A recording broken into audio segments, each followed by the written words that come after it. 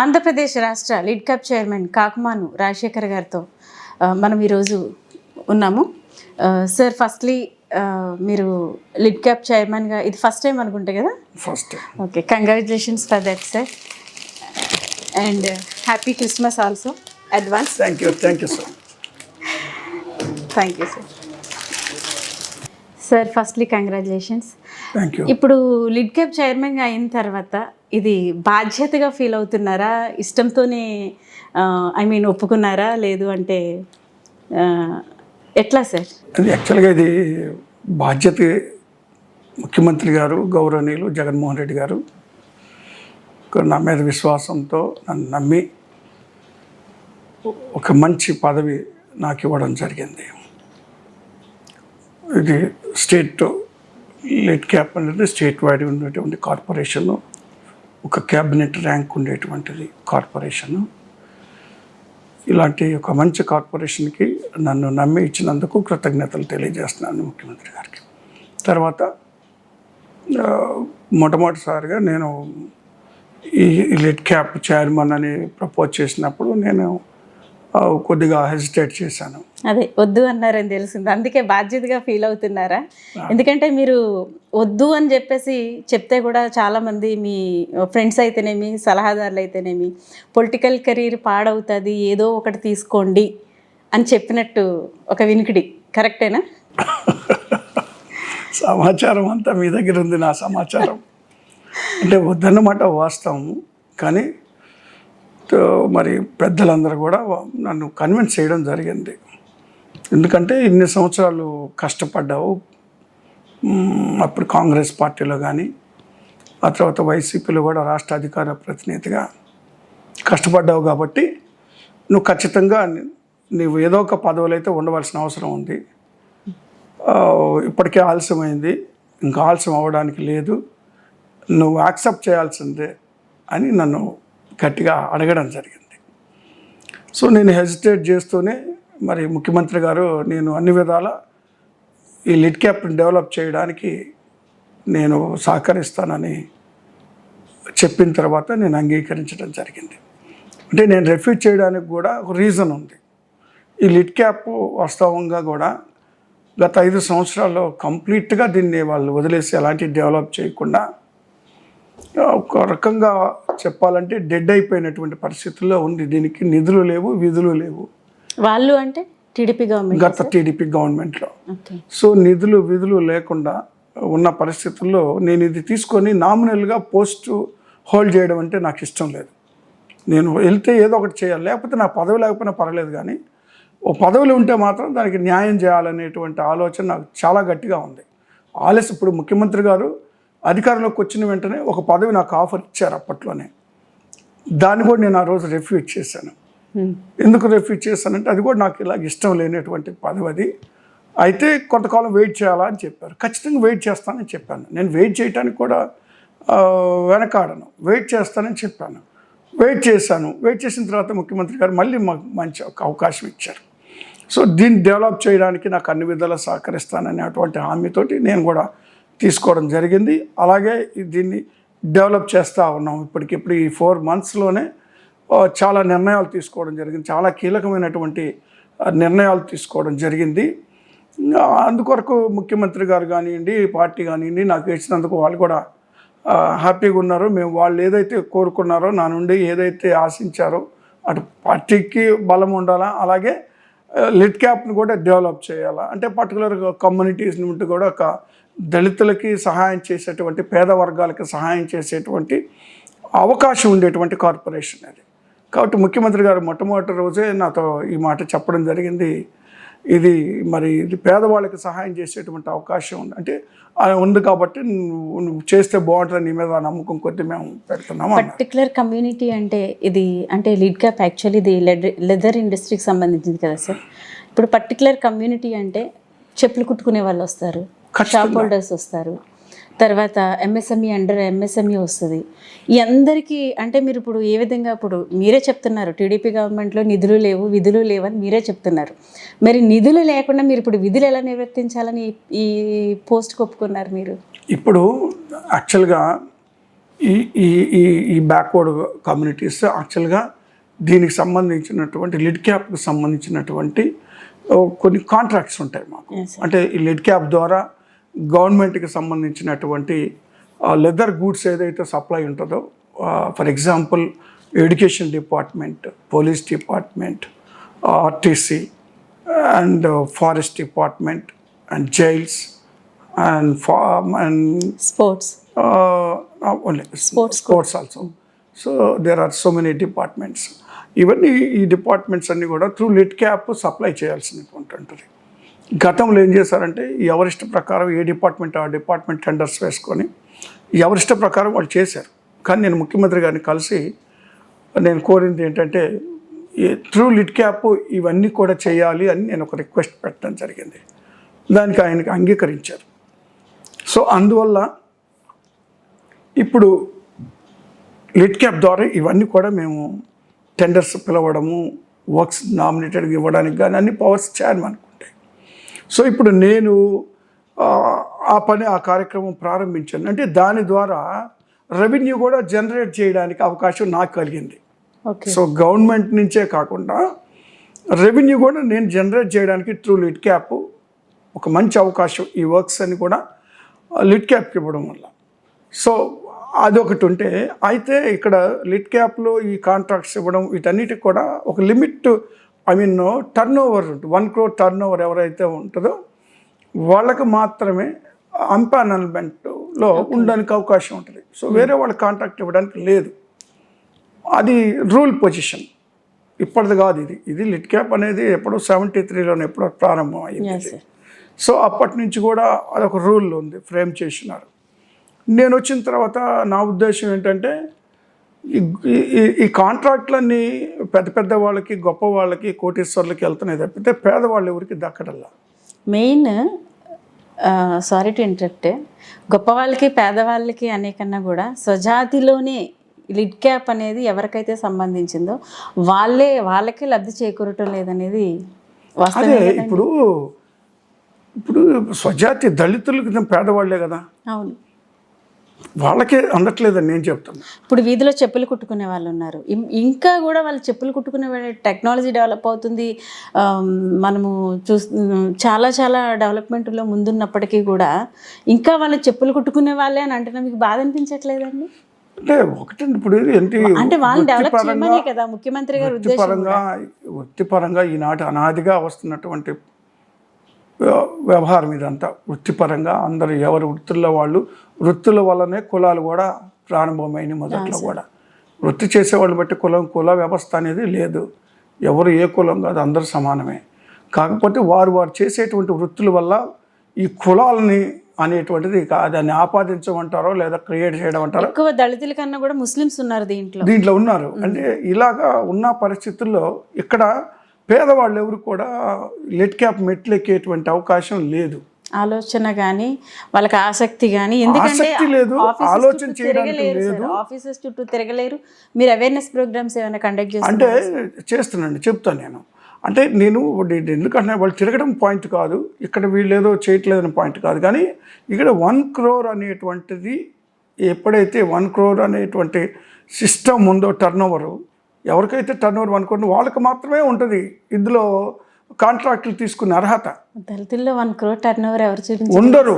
So నేను వచ్చిన తర్వాత ఆలోచన చేశాను. నేను దీని గురించి డే అండ్ నైట్ ఆలోచన చేయాల్సిన పరిస్థితి ఏర్పడింది అనివార్యంగా. దీన్ని ఎలా చేయాలంటే నాకు అర్థం కాని పరిస్థితి. సో ప్రత్యేకంగా ఆలోచన చేశాను. నేను ఆలోచన చేసి 1 crore ఎలా తీసేయాలనే దాని మీద నేను దృష్టి పెట్టాను పూర్తిగా. 1 crore తీస్తేనే ఒక దళితుడు మెట్లెక్కి లిడ్ క్యాప్కి వచ్చేటువంటి అవకాశం ఉంది. ఒక దళితుడి మెట్లెక్కించడానికి పైకి తీసుకురావడానికి ఏం చేయాలని ఆలోచన చేసి 1 crore తీయాలి అని నిర్ణయం తీసుకున్నాను నేను. నేను ఎప్పుడైతే ఎంపానల్లో తీసుకొచ్చిన తర్వాత అందులో ఏ ఒక్క దళితుడు ఎవ్వరూ లేరు అక్కడ.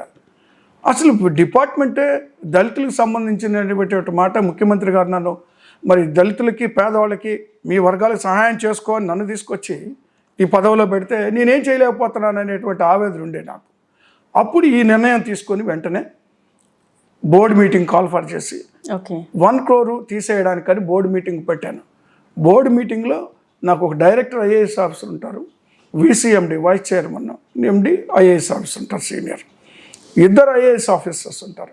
వాళ్ళిద్దరు కూడా నేను డైరెక్ట్ కూర్చున్నప్పుడు బోర్డు మీటింగ్లో, సార్ ఇది అవ్వటానికి కుదరదు సార్, ఇది ఎప్పటి నుంచో వస్తుంది అని మాట్లాడడం జరిగింది. అయితే నేను ఎలాగైనా తీయాల్సిందే, తీయకపోతే నేను రిజైన్ చేసేసి వెళ్ళిపోతాను ఈ పోస్ట్ నుంచి, నాకు ఈ పోస్ట్ అవసరం లేదు, నేను వచ్చింది పేదవాడిని బతికియడానికి, గొప్పని చేయడానికి రాలేదు. ఇదే బోర్డు మీటింగ్లో నేను మాట్లాడిన మాటలు. మీరు ఇది చేయలేకపోతే నేనైతే రిజైన్ ఈరోజు ఈవినింగే ముఖ్యమంత్రి గారి దగ్గరికి వెళ్ళి నేను రిజైన్ చేసేస్తాను. ఇది నాకు ఛాలెంజ్, ఇది పేదవాడికి తీసుకొచ్చాలని నేను నిర్ణయం చేసుకున్నా. ఇది చేయలేనప్పుడు నేను ఇంకా ఈ పోస్ట్ నాకు అనవసరం అని నేను గట్టిగా వాదిస్తే వాళ్ళిద్దరు కూడా ఐఏఎస్ ఆఫీసర్స్ దీనికి యాక్సెప్ట్ చేయలేవు. అంటే వాళ్ళ రూల్ పొజిషన్స్ వాళ్ళకు ఉంటాయి. సో నేనేం అడిగానంటే ఈ ఇన్ని సంవత్సరాలు ఉంది కానీ దీన్ని తీసేయడానికంటే, తీసేస్తే కష్టం సార్, దీనికి కొన్ని రూల్స్ ఉంటాయి, అవన్నీ ఫ్రేమ్ చేస్తున్నాం ఆల్రెడీ. నేనేమన్నానంటే రాజ్యాంగమే 122 సార్లు అమెండ్ చేశామండి భారత రాజ్యాంగాన్ని. ఆఫ్టర్ ఆల్ ఈ బోర్డులో తీసుకున్నటువంటి నిర్ణయాన్ని మనం ఎందుకు అమెండ్ చేయకూడదు అనే పాయింట్ నేను రైజ్ చేయడం జరిగింది. ఓకే, అంబేద్కర్ గారు రాసిన రాజ్యాంగాన్ని మనం అమెండ్ చేసినప్పుడు ఇది ఎందుకు చేయలేము అని నాకు గట్టిగా ఉంది మనసులో. కాబట్టి మీరు ఖచ్చితంగా దీన్ని తీసేయవలసిందే సార్ అని, తీసేయలేకపోతే నేను వెళ్ళిపోతున్నాను, నేను పైకి లేవడం జరిగింది. బోర్డు మీటింగ్లో నుంచి పైకి లేసా, నేను వెళ్ళిపోతాను సార్, నేను ఉండను, నాకు ఉండబుద్ధి కావట్లా, నేను సంతకం కూడా పెట్టను, ఇదే ఫస్ట్ మీటింగ్లో నేను రిజిగ్నేషన్ ఇస్తున్నాను, నేను ఈ డెసిషన్ మీద నేను మాత్రం కాంప్రమైజ్ కాను. మీరు ఎలా చేస్తారనేది నాకు అనవసరం, మీరు ఇద్దరు ఐఏఎస్ ఆఫీసర్లు మీరు మాట్లాడుకొని, నేను కావాలంటే ఒక 10 నిమిషాలు బయటకు వెళ్తా, మీరు డిసైడ్ చేసుకొని నాకు చెప్పండి, నేను దీని మీద మాత్రం స్టాండ్ అవుతున్నానని నేను గట్టిగా బోర్డు మీటింగ్లో దాన్ని రైజ్ చేయడం జరిగింది.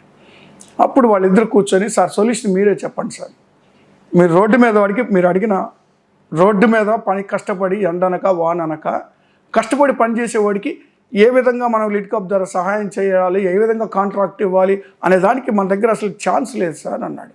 మీరు సొల్యూషన్ చెప్పండి లేదా నేను చెప్తానని చెప్పాను. అప్పుడు నన్ను సొల్యూషన్ చెప్పమన్నారు ఇద్దరు. మీరు దాని సొల్యూషన్ చెప్తే ₹1,00,00,000 తీసేసి వాళ్ళకు కూడా పని ఇద్దాం సార్, వాళ్ళకి జిఎస్టీలు ఉండదు సార్ వాళ్ళకి, లేదా బ్యాంక్ అకౌంట్స్ ఉండవు వాళ్ళకి, ఇంకా అక్కడి నుంచి వచ్చి వాళ్ళ ట్యాక్స్ రిటర్న్స్ ఉండవు వాళ్ళకి, ఇవన్నీ కొంతమంది కనీసం ఆధార్ కార్డు కూడా లేని వాళ్ళు ఉంటారు, లేకపోతే ఇంకోటి పాన్ కార్డు లేని వాళ్ళు ఉంటారు. ఇవన్నీ లేనప్పుడు మనం ఏం హెల్ప్ చేయలేము అనేటువంటి మాట మాట్లాడారు.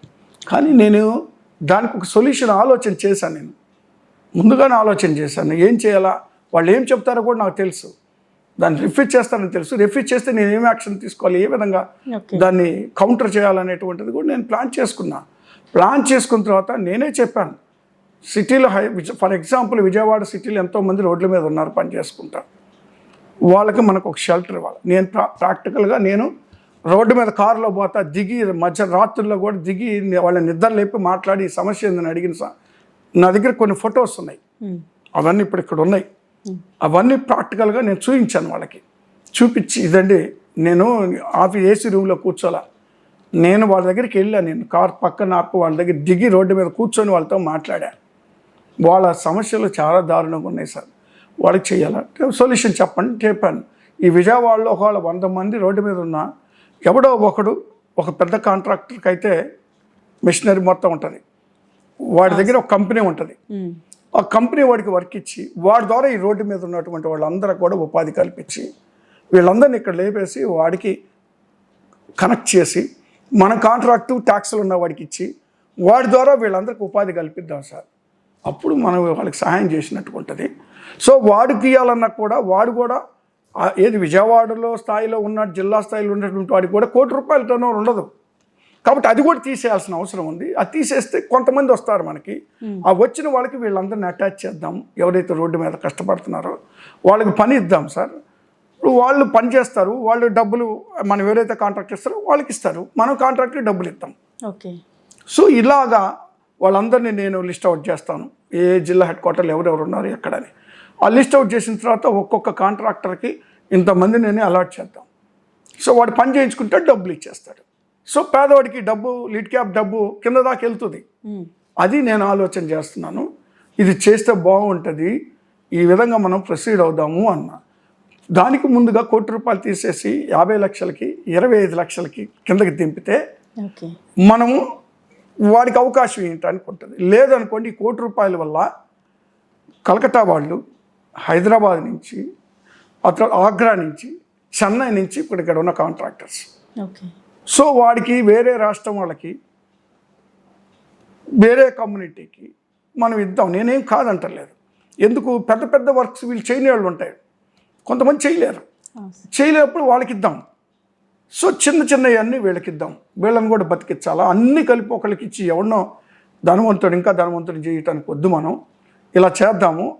కాబట్టి ఇందులో ఎక్కడ కూడా అవినీతి జరగకుండా సిన్సియర్గా చేద్దాము. నేను దానికి కట్టుబడి ఉన్నాను. ఎవరు ఏం చేసినా కూడా నేను యాక్సెప్ట్ చేయను. ఇది కరెక్ట్గా మనం, మీకు ఎవరికి ఎన్ని కమిట్మెంట్స్, ఎవరికి ఏది ఉన్నా కూడా అన్నీ గతంలో ఏదైతే తెలుగుదేశం గవర్నమెంట్ జరిగినా అన్నీ మర్చిపోయి వదిలేసేస్తాం. సో ఇప్పుడు కొత్తగా మనం ఇలాంటి నిర్ణయం తీసుకున్న తర్వాత యాక్సెప్ట్ చేశారు. యాక్సెప్ట్ చేసి ₹1 కోటి తీసేసాము. 50 లక్షలకి 25 లక్షలకి ఇక్కడికి దింపేశాం. ఈరోజు దళితులు చాలామంది కూడా ఎన్రోల్ అయి ఉన్నారు. ఇప్పుడు వాళ్ళందరూ కూడా రేపు వర్క్ చేయబోతున్నారు. దళితులు చాలామంది ఎన్రోల్ అయ్యి ఉన్నారు అంటే ప్రజెంట్ ఒక డిక్కీ చూసుకుందాము, ఒక డయా చూసుకుందాము, ఒక మిక్కీ చూసుకుందాము. ఇవన్నీ కూడా దళితుల్ని డెవలప్ చేయడానికి పెట్టినటువంటి ఇండస్ట్రియల్ సంబంధించిన ఆర్గనైజేషన్స్ కదా సార్. మరి మీరు మేము ఇలా 1 కోటి నుంచి 50 లక్షలకి, అలాగే 25 లక్షలకి ఇంకా తక్కువకి మేము చేసి మీకు ఇంకా ఆర్థిక పరంగా ఎదగడానికి చేస్తుంది మన గవర్నమెంట్ అని చెప్పి అవేర్నెస్ ప్రోగ్రామ్స్ కండక్ట్ చేస్తే వాళ్ళ వరకు వెళ్తుంది కదా సార్. అవి ఆ దిశగా ఏమైనా ఆలోచించారా? అవేర్నెస్ ప్రోగ్రామ్స్ ఆల్రెడీ నేను అన్ని డిస్ట్రిక్ట్స్, దాదాపు 8 డిస్ట్రిక్ట్స్ కవర్ చేసేసాను అవుట్ ఆఫ్ 13. అన్ని తిరిగి అవేర్నెస్ చేస్తున్నా. ఇప్పుడు ఇక్కడ ఈ మధ్యకాలంలో కొద్దిగా ఈ వర్షాలు వచ్చి అక్కడంతా ఇబ్బంది ఉందని కడప, అనంతపూరు, చిత్తూరు, ఈ 3 డిస్ట్రిక్ట్స్ నేను వెళ్ళవలసి ఉంది. అన్ని డిస్ట్రిక్ట్స్ అవేర్నెస్ క్యాంప్స్ పెట్టాను. అవేర్నెస్ క్యాంప్స్ పెట్టి ఇవన్నీ కూడా చెప్తున్నాను. నేను తీసుకున్నటువంటి నిర్ణయాల గురించి చెప్తా ఉన్నాను. సో చాలామంది కూడా వస్తున్నారు ఇక్కడికి, వచ్చి వాళ్ళు ఎన్రోల్ అవుతున్నారు. వాళ్ళందరికీ ఇవ్వడం తర్వాత ట్రైనింగ్ సెంటర్స్ పెడుతున్నాం. ప్రతి డిస్ట్రిక్ట్ హెడ్ క్వార్టర్లో ట్రైనింగ్ సెంటర్స్ ఎందుకు పెట్టాల్సి వస్తుందంటే, ఒక పెద్ద ఇంటర్నేషనల్ లెదర్ పార్క్ ఆంధ్రప్రదేశ్లో పెట్టడానికి నేను ఒక ప్లానింగ్ తోటి మేము ఉన్నాం. 500 ఎకరాల్లో, అది 500 ఎకరాల్లో ఇంటర్నేషనల్ లెదర్ పార్క్ పెట్టడానికి ఆల్మోస్ట్ కంపెనీస్ అన్ని వచ్చేసి ఇది 10 years బ్యాక్ వచ్చింది. లెదర్ పార్క్ పెట్టాలి అనేది టీడీపీ గవర్నమెంట్ లో కూడా ఉంది, కానీ ఆచరణ అయితే సాధ్యం కాలేదు, జరగలేదు, అలా ఆగిపోయింది. అది అయితే నేను వచ్చిన తర్వాత దాన్ని బయటకు తీసి ముఖ్యమంత్రి గారిని కలిశాను. నేను ఇప్పుడు నెల్లూరులో పెట్టాలనే ప్రపోజల్ ఆనాడు ఉంది. సో అక్కడ ఏదో సమస్యలు ఉన్నాయి కాబట్టి నేను ఒంగోలులో పెట్టుకుంటానని నేను రిక్వెస్ట్ చేయడం జరిగింది. పెట్టడానికి కూడా అంగీకరించాను ముఖ్యమంత్రి గారు. ఒంగోలు కాదు, నాకు కొత్తగా అంటే ల్యాండ్ అవైలబిలిటీ అనేటువంటిది ఉంది. అక్కడ 500 ఎకరాలు కావాలా, మళ్ళీ 200 ఎకరాలు యాన్సిలరీ యూనిట్స్ కావాలి, మళ్ళీ 700 ఎకరాలు కావాలి. సో అంత ల్యాండ్ ఎక్కడ దొరకదు. మళ్ళీ ప్రకాశం జిల్లాలో ఉంది. ఈ ఆవేదన అంతా ఈ ఫోటోలో బాగా ప్రస్ఫుటంగా కనబడుతుంది సార్. ఇది అవేర్నెస్ అనుకోవాలా, లేదు అంటే వాళ్ళ జీవన స్థితిగతుల్ని తెలుసుకోవడానికి నేను స్వయంగా వెళ్ళానండి. నేను ఏసీ రూమ్లో కూర్చోలేదు. అదే నేను నా ఉద్దేశం కూడా అదే. నేను ఇప్పుడు ఏసీ రూమ్లో కూర్చోలేదు, నేను నడి రోడ్డు మీద వాళ్ళ సమస్యలు తెలుసుకోవడానికే ఉన్నాను అనేటువంటి మాట తెలియజేయడానికి నేను స్వయంగా వెళ్ళి కనుక్కున్నాను. అందువరకు నాకు అంత కమాండ్ ఉంది దీని మీద. నేను గ్రౌండ్ లెవెల్ రిపోర్ట్ నేను వినలేదు, తెలుసుకున్నాను వెళ్ళి. ఇక్కడే కాదు, అనేక ప్రాంతాలకు వెళ్ళాను. ఇప్పుడు అది మీరు ఇప్పుడు ఫోటో చూసారు, అది ఎక్కడ మండపేట, ఇక్కడ రాజమండ్రి, తునిలో ఉంటుంది, లేదంటే ఇటు ప్రకాశం జిల్లా కానీ కర్నూలు వెళ్ళాను. అది ఈస్ట్ వెస్ట్ అన్ని చోట్ల తిరిగారు. మరి మీ బూజుపట్టిన బిల్డింగ్ ఏం చేశారు సార్? బూజుపట్టిన లిడ్ క్యాప్ బిల్డింగ్ ని కూడా త్వరలో ఒక ఐకానిక్ బిల్డింగ్ గా కట్టించబోతున్నాను. ఈ లోపల కట్టించే లోపల దాన్ని అలా ఊరికిన ఉంచకుండా ఇదే అది యాక్చువల్గా ప్లాన్ కూడా అంతా వేయించడం జరిగింది. కొన్ని మార్పులు చేయాలా, చేసిన తర్వాత జగనన్న లిడ్ క్యాప్ బిల్డింగ్ అనేటువంటిది పేరు కూడా పెట్టాలని ఆలోచన చేస్తున్నాను నేను. అది ముఖ్యమంత్రి గారు పర్మిషన్ కూడా తీసుకుంటాను నేను. ఈ బిల్డింగ్ కాకుండా దీన్ని ఇంకో కొన్ని చేంజెస్, ఎలివేషన్ చేంజ్ చేసి ఒక ఐకానిక్ బిల్డింగ్ గా చేయాలనేటువంటిది నా ఆలోచన. దానికి యాక్చువల్గా ఇప్పుడు ఆ సైట్ వాల్యూ అబౌవ్ 100 crores ఉంటుంది సైట్ వాల్యూ. సో బ్యాంక్తో కాంటాక్ట్ చేశాను నేను. 80% బ్యాంక్ ఇస్తానంది, 20% గవర్నమెంట్ జగన్మోహన్ రెడ్డి గారిని అడిగాను ఇస్తాను. సెంట్రల్ గవర్నమెంట్ కూడా మీకు వస్తుంది కదా సార్? సెంట్రల్ గవర్నమెంట్ ఫండ్ కూడా అవకాశం ఉంది. నేను ఇప్పుడు ప్రజెంట్ ఢిల్లీకి అప్లై చేస్తున్నాను. ఒక మనిషి కూడా ఇప్పుడు ఢిల్లీలో దాని మీద చేస్తున్నాను. ఒకళ్ళు వెళ్తున్నారు, నేను అన్ని అప్పు చెప్పాను.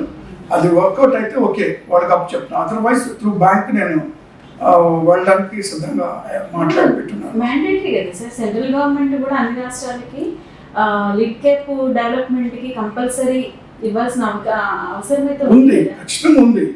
అంటే నేను అది ఒకవేళ డిలే అవుతుంది లేదంటే ఏదైనా ఇబ్బంది ఉంటే నేను ఈ విధంగా కూడా ఆలోచన చేసి పెట్టాను. అంటే 80% బ్యాంకు, 20% గవర్నమెంట్, స్టేట్ గవర్నమెంట్. మీకు తెలుసో లేదు, ఇంతకుముందు లిడ్ క్యాప్ చైర్మన్ ఉన్నప్పుడు ఐ మీన్ రాజశేఖర్ రెడ్డి గారు టైంలో ఈ యొక్క లిడ్ క్యాప్ని ఆయన మొత్తం వ్యానిష్ చేశారని కూడా చూసారు, ఒక టాక్ కూడా ఉంది. మీరు ఆయన కుమారుడైన జగన్మోహన్ రెడ్డి దీన్ని ఇంత సక్సెస్ఫుల్గా నడిపి ముందు తీసుకెళ్ళారంటారా, లేకపోతే మీ ప్రోద్బలం ఏమైనా ఉన్నారా? లేదు లేదు, జగన్మోహన్ రెడ్డి గారి ఆలోచన నన్ను పెట్టడంలోనే దీన్ని డెవలప్ చేయాలని. యాక్చువల్గా నేను నాకు వేరే పోస్టు డిసైడ్ అయ్యింది. నేను వేరే అయితే దాన్ని ఆపి ఎమ్మెల్సీ అడిగినట్టున్నారు. అంతేనండి. ఒకవేళ మీరు చైర్మన్ కాకపోయింటే ఇప్పుడు ఎమ్మెల్సీ ఏకగ్రీవం చేశారు. ఎమ్మెల్సీలు ఉండేవాడు నేను. ఏకగ్రీవం ఇంకేమవుతుందండి, పార్టీ మాది అధికారంలో ఉన్నప్పుడు అందరు మాకే ఉన్నప్పుడు పోటీ పెట్టినా కూడా వాళ్ళు గెలవరు కదా. ఎలా గెలుస్తారండి? ఇప్పుడు వాళ్ళకి స్థానిక సంస్థల్లో బలం లేదు, ఎమ్మెల్యేస్లో బలం లేదు, వాళ్ళు ఎలా గెలుస్తారు? సో వాళ్ళకి ఛాన్స్ లేదు. ఇప్పుడు అంతా ఎడ్యుకేటెడ్స్ ఎట్లా ఆలోచిస్తున్నారు అంటే, ఇప్పుడు ప్రెసెంట్ రాష్ట్రంలో రాజకీయం ఎట్లా ఉందంటే, రాజకీయ పరిస్థితులు ఎట్లా మీకు తెలిసి ఉంటుంది. ఓటీఎస్ సిస్టంతో ప్రజల్లో కూడా చాలా అయిష్టం అనేది ఏర్పడింది. దీని గురించి లేదండి, ఇప్పుడు ఓటీఎస్ అనేటువంటిది ప్రజలకు మేలు చేయాలనేటువంటి ఉద్దేశంతో తీసుకున్నటువంటి నిర్ణయాలు ఓటీఎస్ సంబంధించి.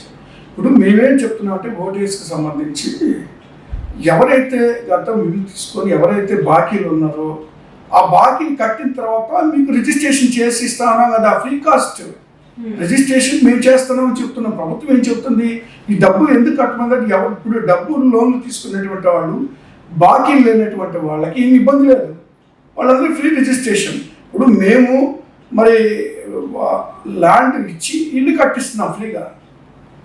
సో ఓటీఎస్ అనేటువంటిది ఏంటి, ఆల్రెడీ కొంతమంది తీసుకుని ఉన్న వాళ్ళు బ్యాంక్ లోన్స్కి వెళ్ళారు. ఇప్పుడు వాళ్ళకి రిజిస్ట్రేషన్ ఎందుకు చేయాలా? ఇప్పుడు వాళ్ళు అమ్ముకునే హక్కు లేదు, ఇంకొకరికి రాసిచ్చే హక్కు లేదు, కుటుంబ సభ్యులు బదలాయించే హక్కు లేదు, ఏ హక్కు లేకుండా వాళ్ళకి అసైన్మెంట్ భూములు ఇవ్వటం వల్ల ఉపయోగం ఏంటి? వాళ్ళకి ఇప్పటి వరకు ఉపయోగం లేదు. దీనివల్ల ఏమవుతుంది, రిజిస్ట్రేషన్ చేస్తున్నాం. సో అది ప్రధానంగా ఏంటంటే రిజిస్ట్రేషన్ అనేటువంటి దానివల్ల అమ్ముకోవడానికి అవకాశం ఉంది. లేదా ఇంట్లో పెళ్లి జరగాలన్నా లేదా ఒక కార్యక్రమాలు డబ్బు లేనప్పుడు గొడవ పెట్టుకోవడానికి ఉంటుంది. బ్యాంకు లోన్ ఇవ్వడానికి లేదు, ఇంతకుముందు అమ్ముకోవడానికి లేదు. 10 years కానీ ఎవరైతే మరి ఆ పట్టా తీసుకుని ఉంటారో వాళ్ళకి రిజిస్ట్రేషన్ చేస్తారు after 10 years. YCP party OTS అనేది ఏంటి అనేది ప్రజల్లో క్లియర్గా చెప్పడానికి చెప్పే విధంగా చెప్పడానికి ఫెయిల్ అయింది. అవునంటారు కాదండి? అంటే ఇప్పుడు కరెక్ట్గా చెప్పలేకపోతున్నారు అసలు. అంటే కాదండి, ఇప్పుడు నేను ఓటీఎస్ దాని మీద నేను చాలా ఛానల్స్లో మాట్లాడాను, చాలా స్పష్టంగా మరొకసారి కూడా నేను మీకు చెప్పదలుచుకున్నాను. ఇప్పుడు ఓటీఎస్ కట్టమని ఎవరు ఒత్తిడి చేయటంలా. సెకండ్ టైం చెప్పారు ఒత్తిడి చేయడం లేదని. ఫస్ట్ అయితే ఏం చెప్పారంటే కంపల్సరీ కట్టాల్సిందే, ఓటీఎస్ కంపల్సరీ 1 time సెటిల్మెంట్ చేయాల్సిందే అని చెప్పేసాను. దీనికి ఇంకో కోణం ఏమనిపిస్తుందంటే, ఇంతకు ముందు ఎవరైతే టీడీపీ ప్రభుత్వంలో ఒక ల్యాండ్స్ కానీ ఇంకా ఏమైతే ఉన్నాయో ఇవన్నీ బయటపడతాయనే ఉద్దేశం, అంటే ఈ విధంగా కూడా చెక్ పెడుతున్నారా టీడీపీకి మీరు?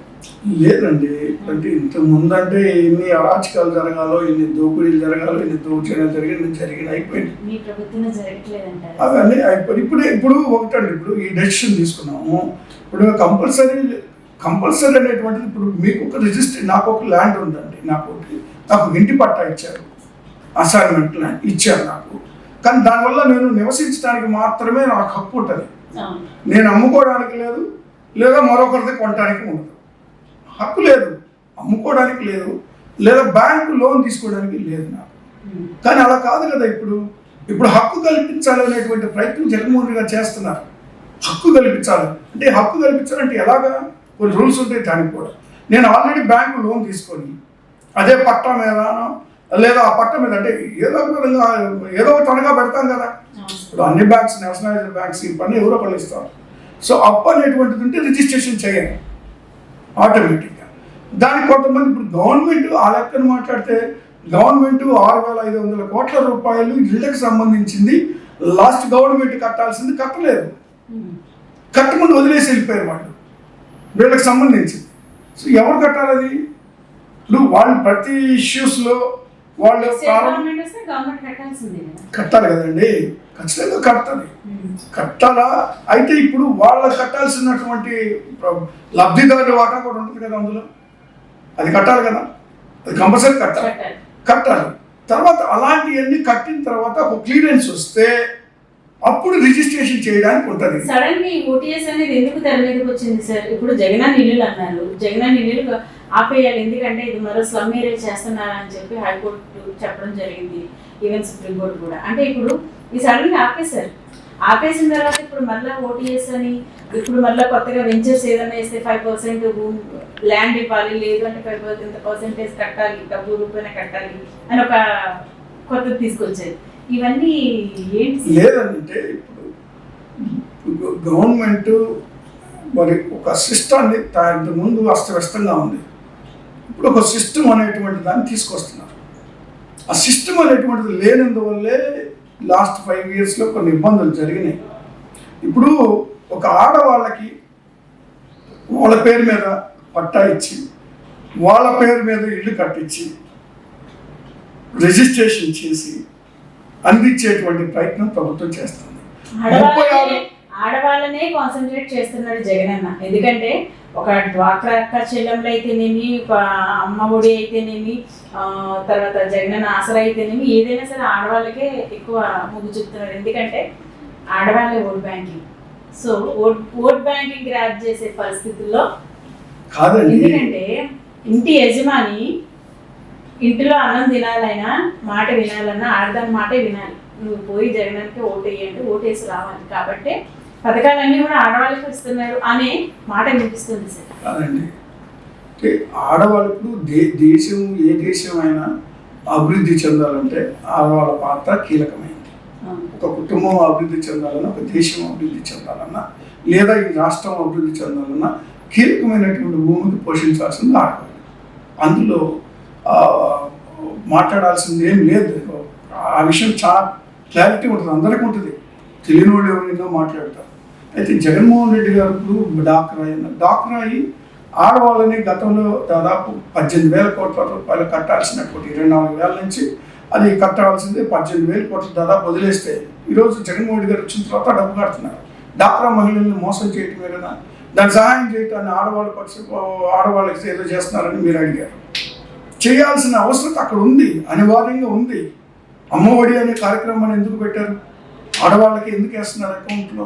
పిల్లల్ని ఎంకరేజ్ చేస్తారు. వాళ్ళు పిల్లలు ఎడ్యుకేట్ అయితే వాళ్ళు మంచిగా చదువుకొని మంచి స్థితికి వెళ్తే ఆ కుటుంబం బాగుపడుతుంది, దాని ద్వారా రాష్ట్రం బాగుపడుతుంది, దేశం బాగుపడుతుంది. పిల్లలు భవిష్యత్తు ఈ దేశానికి. వాళ్ళని తీర్చిదిద్దాల్సింది ఎవరు? తల్లి. తల్లిని కాపాడాల్సిన బాధ్యత ఎవరిది? ప్రభుత్వాన్ని. ఆ బాధ్యతే జగన్మోహన్ రెడ్డి గారు. మరి అదే డ్వాక్రా కమ్మలు దాచుకున్నటువంటి LIC డబ్బు 2,000 కోట్లు ఎందుకు డ్రా చేసినట్టు? అంటే నిధులు లేక ప్రభుత్వం ఖచ్చితంగా. అంటే ఇప్పుడు ఈరోజు ప్రభుత్వం అధికారులు రాష్ట్రం విడిపోయినప్పుడే 96,000 కోట్లతో విడిపోతే ఖజానాలో కేవలం 100 కోట్ల రూపాయలు ఖజానా మిగిలిచ్చి గత ప్రభుత్వం వెళ్ళిపోయింది. ఖజానాలో 100 కోట్లు ఉన్న సమయంలో 6,500 కోట్ల రూపాయలు జీతాలు చెల్లించాల్సినటువంటి పరిస్థితుల్లో ప్రభుత్వం ఉంది. 100 కోట్ల వాళ్ళు వదిలిపోతే ఫస్ట్ జీతాలు ఎలా చెల్లిస్తారు, తర్వాత డెవలప్మెంట్ యాక్టివిటీస్ ఎలా చేయాలి, ఇవన్నీ కూడా మనీ జనరేట్ చేయడం అనేటువంటి దానికి కూడా కోవిడ్ వల్ల ఆగిపోయింది.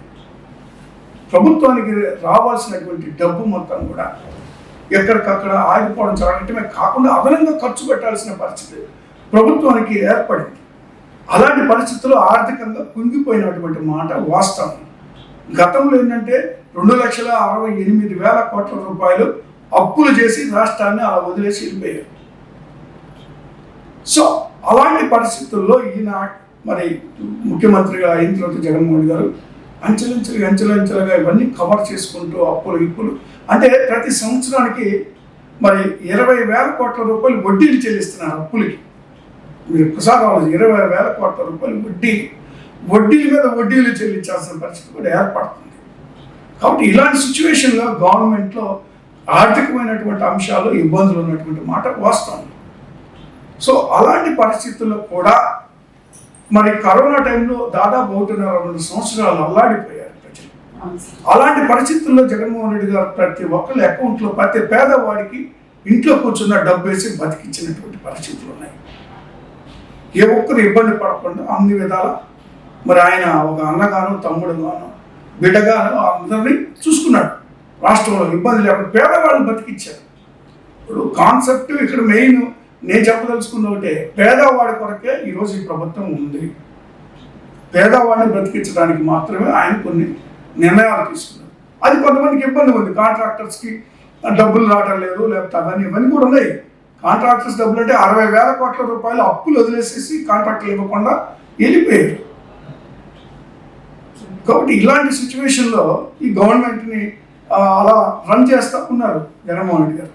సో ఈ అప్పులన్నీ కూడా మరి అన్ని గ్రాడ్యువల్గా తీర్చుకోవాల్సిన తప్ప ఒక్కసారి అవ్వదు. ఆర్థికపరమైన విషయాలు అడిగినప్పుడు చాలా అగ్రెసివ్ అయిపోతున్నారు. అయితే ఏంటి సార్ ఇది లిప్ క్యాప్ సింబల్ ఏంటి నాకు అర్థం కాలేదు. అదే నా కొడుకు ఇంగ్లాండ్ ఒక వెస్ట్ హ్యామ్ క్లబ్ ఆడతాడు, ఫుట్బాల్ ప్లేయర్. నా చిన్న కొడుకు అమల్ రాజ్. ఆయనకు వచ్చిన వాటిల్లో అదొకటి. అయితే వాటి ఇంట్లో నా దగ్గర చాలా ఆయన గెలుచుకున్నాను, చాలా నా దగ్గర నేను తెచ్చుకున్నాను. నేను ఇంగ్లాండ్ నుంచి వస్తాను, నేను వెళ్ళినప్పుడు అక్కడ అన్నీ అలా పోసి ఉంటాయి ఇంట్లో. నేను ఇక్కడ ఎందుకు వేస్ట్గా నా దగ్గర పెట్టుకుంటా, నాకు ఇంట్రెస్ట్ అని తీసుకొస్తే తర్వాత ఇక్కడ లిడ్ క్యాప్కి సంబంధించింది ఒక కన్సర్న్ అనిపించి నాకు అవి తీసుకొచ్చి ఇక్కడ పెట్టడం జరిగింది. మీ బ్రదర్ రాజశేఖర్ గారు కూడా పర్వతారోహణం, మా బ్రదరు ఎస్పీ రిటైర్డ్ అండి రాజశేఖర్ మణి. రిటైర్ అయిన తర్వాత ఫస్ట్ ఆయన కిలిమంజారో పర్వతాలు వెళ్ళడం జరిగింది. ఆ తర్వాత ఎల్బ్రోస్ అనే పర్వతాలకు వెళ్ళడం జరిగింది. ఇప్పుడు Everest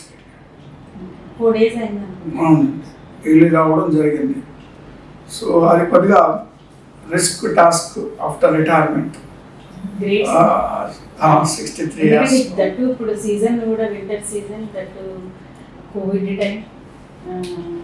Really hats off and congratulations to your brother. Felicitation నడిచినట్టుంది ఈరోజు.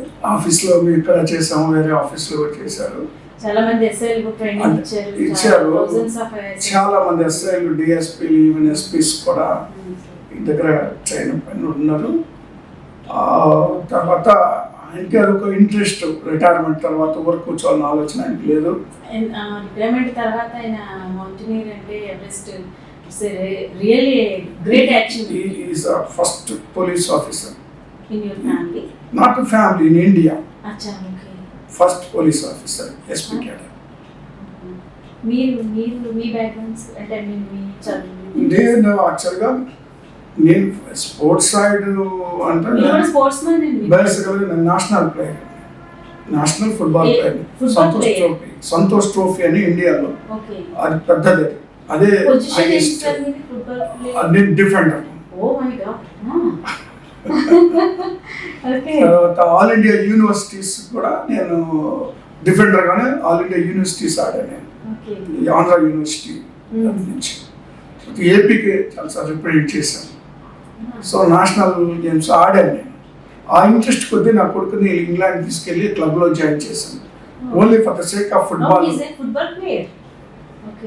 ఓన్లీ ఫుట్బాల్ కొరకు ఇంగ్లాండ్ తీసుకెళ్ళడం జరిగింది. ఆ ఇంట్రెస్ట్ నాకు. సో అలా మా ఫ్యామిలీలో అందరూ ప్లేస్ శాప్ చైర్మన్ అయితే బాగుండేది. అదే అసలు మీరు శాప్ చైర్మన్ అయితే మీకు స్పోర్ట్స్ నాలెడ్జ్ ఉంది, మీ ఫ్యామిలీలో ఉన్నారు, మీ బ్రదర్ ఉన్నారు. అది ప్రపోజల్ ఉంది. ఏపీకి చాలా ఏమంటారు ఉపయోగపడేది శాప్ చైర్మన్ అయితే.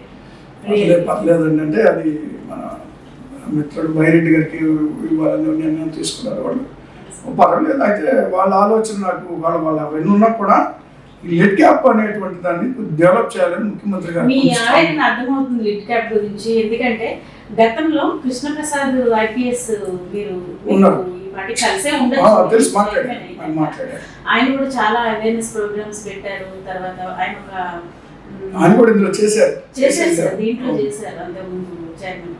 అప్పుడు ఏంటంటే సరైన జీతాలు లేవు, మీ ఎంప్లాయీస్ కూడా మా వెళ్ళిపోతామనే స్థాయికి వెళ్ళింది. అంటే ఉన్న ఫ్యాక్ట్ చెప్పుకోవాలి. గవర్నమెంట్ గురించి నేనేం మాట్లాడలేదు, ఏదర్ వైఎస్ఆర్సీపీ టీడీపీ అని నేను చెప్పడం లేదు. కానీ మూసేసే దశలో మీరు వచ్చారు. కరెక్ట్ అండి. లిడ్ క్యాప్ అయిపోయిందిరా బాబు దీనికి అన్న దశలో మీరు వచ్చారు.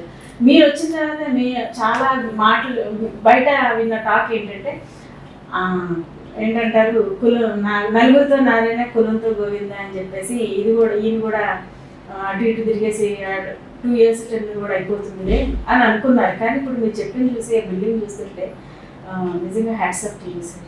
మీరు చాలా డెడికేటెడ్ అండ్ కమిట్మెంట్తో ఉన్నారని అర్థమవుతుంది. ఖచ్చితంగా అండి. నేను దిగిపోయే లోపల నేను అనుకునే ప్రతి ఒక్కటి అంటే కీలక నిర్ణయాలు ఏంటంటే, ఒకటి ఆ ₹1 తీసేయడం, ఒకటి మేజర్ డెసిషన్ పాలసీ మ్యాటర్. అది అలాంటిది తీసుకోవడం వల్ల నన్ను అందరూ అప్రిషియేట్ చేయడం జరిగింది.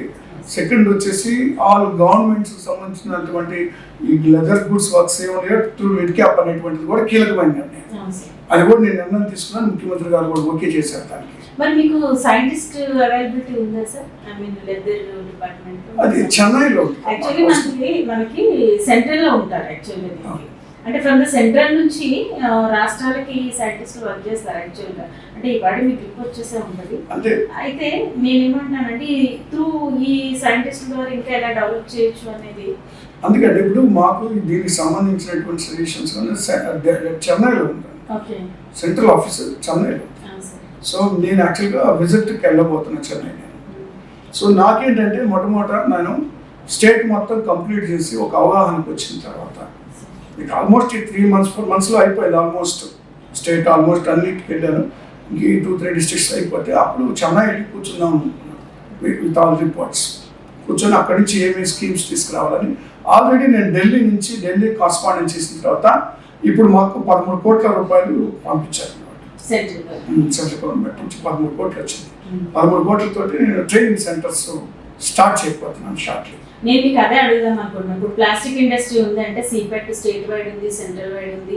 అలాగే మనకి హెడ్ ఆఫీస్ వచ్చి విజయవాడ, ఇప్పుడు ఈ గవర్నమెంట్ వచ్చాక విజయవాడ స్టార్ట్ అయింది. ఇంతకుముందు మనకి ఉమ్మడి ఆంధ్రప్రదేశ్లో హైదరాబాద్లో ఉంది సార్, వెల్ ఎస్టాబ్లిష్డ్ అనమాట. ఎక్కువ నార్త్ సైడ్ నుంచి వచ్చి ట్రైన్ అవుతుంటారు. ఈవెన్ మనకి కూడా ఉన్నప్పుడు I mean 8th 10th class పిల్లలకి వాళ్ళు ట్రైనింగ్ ఇచ్చి ఆపరేటర్స్ అట్లాగా జాబ్స్ క్రియేట్ చేస్తారు. అలాగే దీనికి కూడా ట్రైనింగ్ ఇచ్చి అలాగే జాబ్స్ క్రియేషన్ అనేది చేయగలిగితే మీరు లిడ్ క్యాప్ చైర్మన్గా సగం గెలిచినట్లే సార్, అచీవ్మెంట్ చేసినట్లే. దాని కొరకు త్వరలో అన్ని డిస్ట్రిక్ట్స్లో ట్రైనింగ్ సెంటర్ స్టార్ట్ చేస్తున్నాను. దానికి ఆల్రెడీ వర్క్ అయింది. దానికి రావాల్సిన ఫండ్ కూడా అంత రెడీగా ఉంది. అన్ని ట్రైనింగ్ సెంటర్ స్టార్ట్ చేసిన తర్వాత వాళ్ళకి చెన్నై నుంచి కొంతమంది తీసుకొచ్చి ట్రైనింగ్ ఇప్పిస్తున్నాను. ట్రైనింగ్ ఇప్పించిన తర్వాత ఏదైతే నేను ఇంటర్నేషనల్ లెదర్ పార్క్ పెట్టాలనుకున్నానో అందులో దాదాపు డైరెక్ట్ ఇండైరెక్ట్ 10,000 మందికి ఎంప్లాయ్మెంట్. వీళ్ళందరినీ తీసుకెళ్ళి అందులో జాబ్స్ అంటే ఇప్పుడంటే ఇంకా తక్కువ ఉన్నారు. మీరు పాత లెక్క చెప్తున్నాను. అప్పుడు 500 మెంబర్స్ ఉన్నా కూడా మీ డైరెక్టర్స్ వాళ్ళు వీళ్ళంతా ఏమంటారు స్కాటర్ అయిపోయారు సార్. ఇప్పుడు లేదు. నేను వచ్చాక మళ్ళీ ఇప్పుడు గవర్నమెంట్ రాసి అదే మీకు అన్నాను కదా, బూజుపట్టిన బిల్డింగ్ ఏం చేశారు సార్ అని అడిగాను. ఆ బిల్డింగ్ లో ఉండలేక వర్క్ చేయలేక చాలా మంది డైరెక్టర్స్, ఎందుకంటే అప్పుడు మేము దాని మీద సర్వే చేసాము. లిడ్ క్యాప్ మూసేసే స్టేజ్ లో ఉందన్నప్పుడు సర్వే చేసాం సార్. లిడ్ క్యాప్ మూసేయడానికి కూడా లెటర్ వచ్చింది ఆఫీస్కి. లెటర్ నేను వచ్చాక కూడా వచ్చింది. నేను ఇమ్మీడియట్గా రిప్లై ఇచ్చాను గవర్నమెంట్కి. నేనున్నాను ఇక్కడ అని నేను చేస్తాను, నాది బాధ్యత. నేను వచ్చిన అతి కొద్ది రోజుల్లో ఈ పనులు చేశాను కాబట్టి దీన్ని డెవలప్ చేయడానికి నేను ఇంట్రెస్ట్ ఉన్నాను, నేను చేస్తాను అని నేను కూడా ఒక లెటర్ పెట్టాను. దానికి గవర్నమెంట్ యాక్సెప్ట్ చేసింది. సో కంటిన్యూ చేస్తున్నారు. మూసేటువంటి పాయింట్ ఏం లేదు, ఇయ్యను కూడా. కంగ్రాచులేషన్స్ సార్, మీ ఆశయం నెరవేరాలి.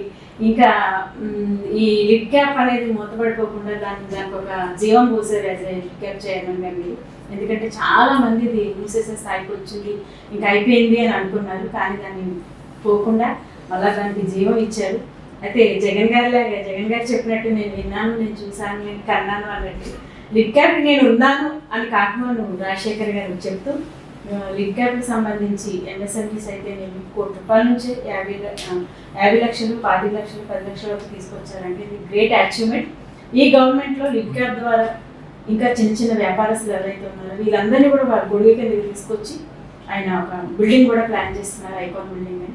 ఇదంతా కూడా యూటిలైజ్ చేసుకొని వాళ్ళు ఆర్థికంగా ఎదగాలి అని మరొకసారి సార్ కంగ్రాచులేషన్స్ చెప్తూ ఇంకొక మంచి ఇంటర్వ్యూతో కలుద్దాం సార్. అప్పటి వరకు sir thank you sir. Please do subscribe Myra Media. Please subscribe Myra Media. Subscribe to Myra Media. Please like, share and subscribe to Myra Media for lot of film news, gossips and hot news. Please like, share and subscribe to Myra Media. For more interesting updates, please subscribe to Myra Media YouTube channel. For more updates, please subscribe to Myra Media. So like, share and subscribe to Myra Media.